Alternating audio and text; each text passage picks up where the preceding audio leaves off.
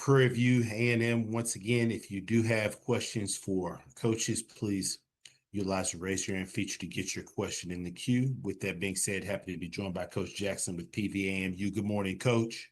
Good morning. Coach, as always, appreciate you taking time to join us. If you could start us out with an opening statement, recapping your team's most recent outing versus Alabama State. Yeah, we played Alabama State, a really good football team, and we started fast this week, which we hadn't done, and scored and did some things early on. Thought we attacked them offensively in a different manner than what we had, and we just couldn't sustain it. Ended up tying it up at the half, and then it kind of got away from us in the third quarter, and we were able to still have a chance in the end. But ultimately, when you turn the ball over 4 times, regardless of how it's done or why it's done, then it's just not good enough to win. And so to be able to have a chance at the end, we were grateful for. I just thought they made the right plays at the right time, and we didn't. So we get ready for a really good Alabama A&M team where we'll get on a plane for the first time this season and head on down. Appreciate those opening comments, Coach. First question goes to Perry Daniels. Good morning, Coach. Good morning. Coach, that team that you just played is the #1 ranked team in HBCU football in a lot of polls. What does the way you played them say about your program and the pro and your whose poll? Like, I don't know what polls can really go inside of a program. After being a guy that sat on national polls and where I came from, to really rank, those polls are ranked off feelings and emotions and what people see on TV, not what goes on inside a program. So we don't put a lot of stock in the polls. What I will tell you is that football team that Coach Robinson has established over 4 years of his alma mater is a really good football team. And for us to be able to compete, start fast, do the things that we say we want to do after being here for now 11 months, I was proud of our team. But being proud of them and winning is 2 totally different things. We expected to win. And I think that people try to find moral things. We lost. There is no moral victory in it. We had a chance to win. I felt like we were supposed to win. We didn't execute to win, and that is a really good football team, but not because of the polls. It's just because of how they go about their business. They're well coached, and they play extremely hard. And so I thought there were 2 really hard-playing football teams there, and we just came out on the short end of the stick. Thank you, Coach. Good luck this week. Thank you. This question goes to Wayne. Hey, Coach Jackson, good morning to you. Good morning. So I just have a very simple question for you and your program. Mm-hmm.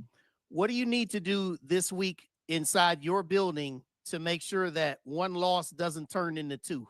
Yeah, not turn the ball over. Just that simple. Don't turn the ball over. Work on not turning the ball over 4 times. We don't turn the ball over 4 times and we play hard, I think we'll be okay. Fair enough, Coach. Good luck against A&M this week. Thank you. This question goes to Dr. Cavill. This is Kenyatta Cavill. Dr. Cavill is inside the HBC Sports Lab streaming show, also responsible for some of those polls out there. Mm-hmm. I had that matchup as #1 versus #2, HBCU football. We like to think we analyze a little bit. I know you coaches do a lot of work and know the insides, but some of us media folks got to do something to cover y'all and get the information out. So we're working hard at it. So give us a break at times, Coach. Give us a break at times. With that being said, I want to ask you less about the previous matchup. I think we had a chance to kind of talk about that, and we've heard the reports. But moving forward to the Bulldogs, taking a long trip relatively, meaning you got to fly in, which may be a little different for certain players. How do you approach that? And as you approach that in terms of working towards not turning the ball over, what do you want to see your team get done on both sides of the ball in this matchup to be successful? Yeah, I want to see us play 60 minutes. Of the way that we play. Can we the way we played in the first quarter of this past matchup, can we do that for 60 minutes? What does that look like? What can we do to not have me come on here next week and say what we didn't do? And I think that's every coach's dream, right? Like, how can we play a complete football game where we don't make mistakes, We never punt. We do those things. We're chasing that. But I think in the meantime, there are some things that we must get better at. Obviously, we cannot turn the ball over. We got to be in the right places defensively. We had some uncharacteristic things happen on defense. And I honestly think the moment was just a little too big for some of our guys. And we need to get that out of our system because this team, this program has never been in a championship caliber game. And that's what that was. And so we got to make sure that we get our guys relaxed and we get our guys ready to execute and focus at a high level and just be us.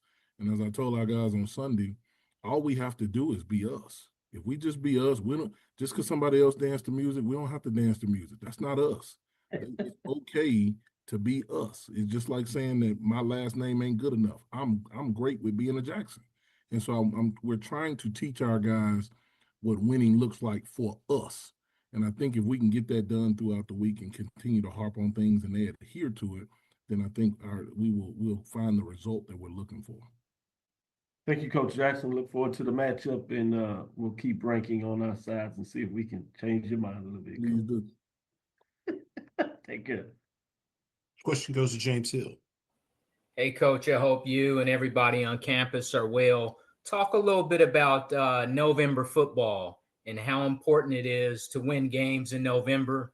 Any game is important to win, but as you get deeper in November, what that can look like. Yeah, we talk to our guys all the time about August, September, October. You got to do your work early so you can remember November because they remember November. And I'm talking about whoever they is, whether it's your fans, whether it's the alums, whether it's the media, they remember November.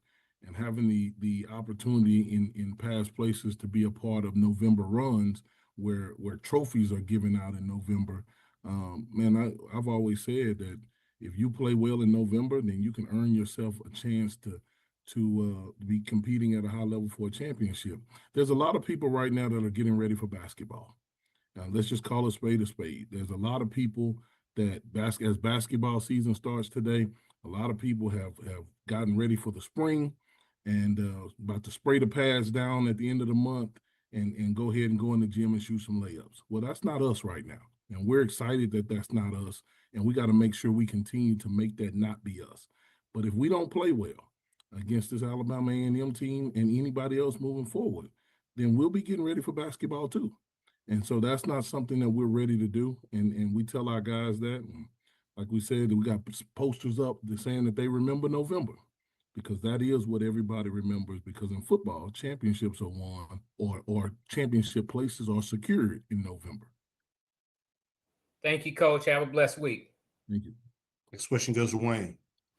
Hey, Coach, I wanted to come back and I wanted to ask you this. A lot was you made a very conscious effort to try to get additional, more support from your fan base and things like that in attendance. Can you just speak to that and just, where you see the current state of your fan base and this thing moving forward? Yeah, I'm really not concerned with our fan base. I did what I did last week because I grew up with my grandmother, Wayne, man. My grandmother would give you the shirt off her back. And so there's a crisis going on in our country. There are people that cannot afford to enjoy a football game. And so I wanted to make sure that I, being raised the way that I was raised, and that our players being raised in this program the way they're being raised, they see people trying to make a conscious effort to help change our world. So I wanted to give people an opportunity to come watch what I thought was going to be a really good football game. And I wasn't going to ask our department. I wasn't going to ask anybody in the community. God has been really good to me, so I bought the tickets.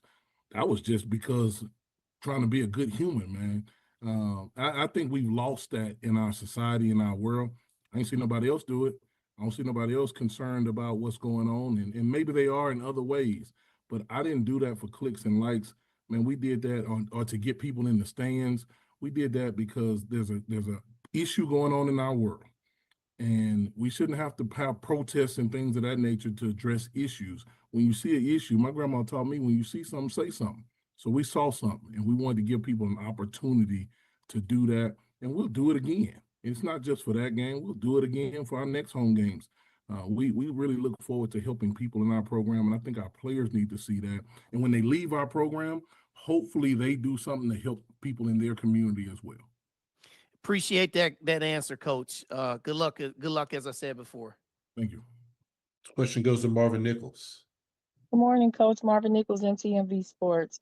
Quick question.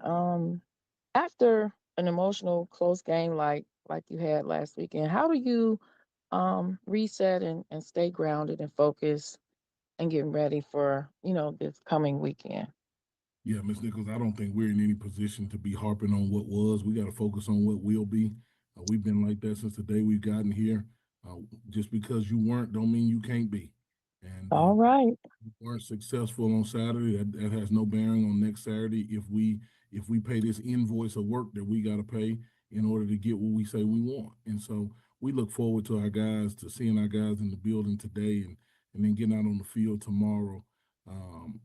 To get ready to go to work, because one thing we know that they know by all the text messages and things that I got and phone calls and coach, I wish we could run it back, but we might have that opportunity to run it back. But before then, we got a great opportunity in front of us to get on a plane and go play at Alabama A&M, a place that the last time I was in the SWAC conference was a really, really tough place to play.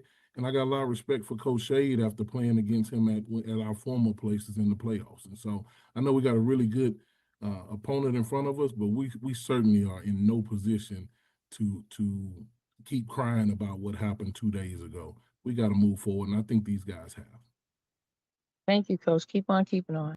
Thank you. Coach, as always, appreciate your time. Look forward to speaking to you again next week. Thank you. Go Panthers. Thank you.